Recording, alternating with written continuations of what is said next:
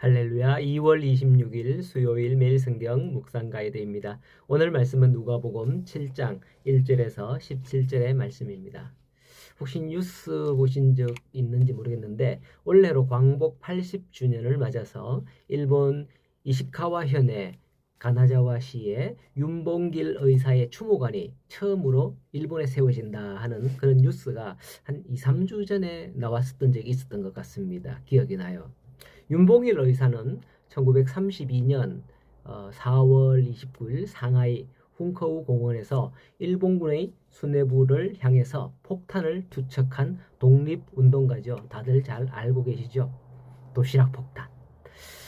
상하이 의거 후에 윤봉길 의사가 일본으로 끌려가 순국한 이곳에서 그의 독립정신을 기리는 뜻깊은 공간을 마련하기 위해서 일본 우익의 반대에도 불구하고 제1교포들과 일본 시민단체 윤봉길 의사와 함께하는 모임이라는 일본의 시민단체가 있답니다. 그 시민단체의 노력으로 추진되어서 10년 만에 이제 개원을 한다라는 그런 소식이 뉴스로 전해졌었습니다. 우리나라가 일제강점기에 많은 그런 일본 치하에서 압박을 받았지만은 당시에도 아마 우리나라 국민들을 위해서 힘썼던 일본인도 있었을 줄로 압니다. 하지만 그들은 일본 식민 지배에 그늘에 가려져서 드러나지 않았던 거죠. 오늘날 이처럼 그들이 행했던 일에 대해 반성하거나 하는 일본 내의 이러한 시민단체들도 있음을 볼 때에 알 수 있는 겁니다. 오늘 말씀을 시작하면서 비슷한 사람이 나오죠. 바로 그게 로마 군대의 백부장입니다. 왜 로마군이 유대의 주둔에 있었을까요? 유대가 로마의 속국이 되었기 때문이죠. 그 나라를 지배하기 위함이었던 겁니다. 지배를 한다고 하면 힘과 권력은 무소불위입니다. 그런데 오늘 말씀에 등장하는 군대의 백부장으로 그 지역에 주둔하고 있는 이방인은 유대인들을 어떻게 다스렸다고 합니까? 5절에 보면 그가 우리 민족을 사랑하고 우리를 위하여 회당을 지었나이다 하는 거예요. 지배하는 자로서 피지배민을 사랑하며 다스린다는 것은 매우 드문 일인 거죠. 우리도 세상을 살아가면서 이 로마 백부장처럼 사람들로부터 진심 어린 존경과 칭찬을 받을 수 있어야 하죠. 물론 이 말씀이 기준이라면 정부기관이나 뭐 이런 데 있는 분들이 교회에 대해서 뭐 좀 잘 봐줘야 하는 게 아닌가, 교회도 막 지어주고 그죠? 뭐 그렇게 해야 하는 거 아닌가 생각할 수도 있어요. 하지만 교회가 먼저 이웃과 주위 기관단체와 학교와 이런 데를 사랑하고 선을 베풀 수 있어야 하는 거죠. 그렇게 한다면 그들이 말할 거예요. 어느 교회가 이런 일을 하더라. 뭐 이렇게 말이죠. 이럴 때에 교회가 지역에 좋은 소문이 나지 않을까 그렇게 생각이 됩니다.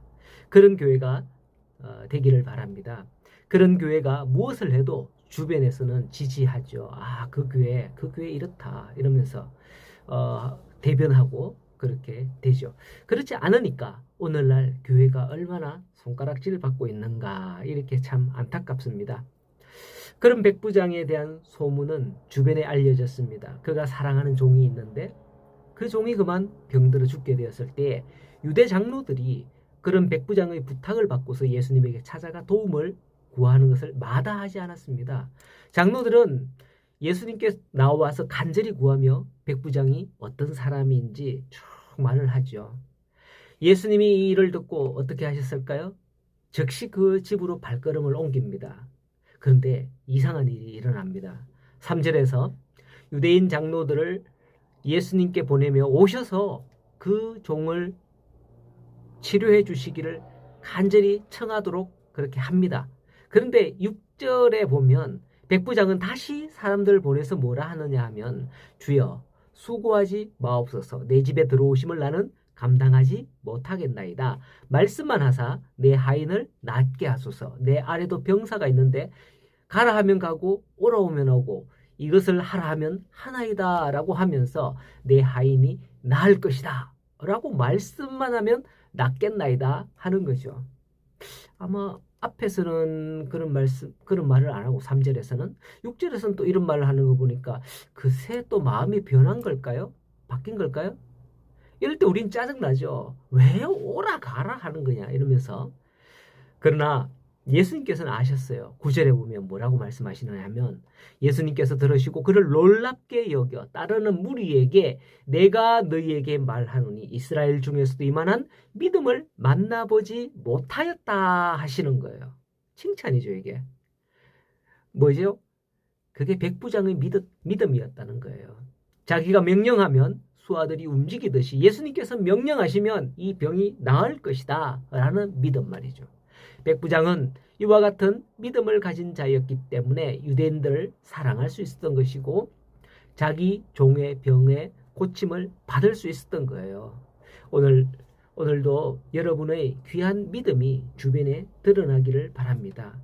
여러분이 뭘 하든 주변 사람들이 저 사람은 예수 믿는 사람이야 괜찮아 하면서 믿어주는 사람 되어보지 않겠습니까?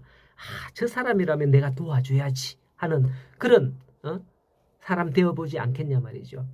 모든 일로 이제 우리가 하나님께 영광을 돌리는 그런 그리스도인의 삶을 살아갑시다. 그럴 때에 내 주변의 사람들이 하나님을 믿는 사람은 이렇구나 하면서 두 손, 두 발 들고 이렇게 막 도와줄 수 있는 그런 역사가 나타날 수 있도록 그렇게 오늘도 그런 기쁨으로 살아가며 하나님께 영광 돌리는 그런 하루가 되기를 간절히 소원합니다.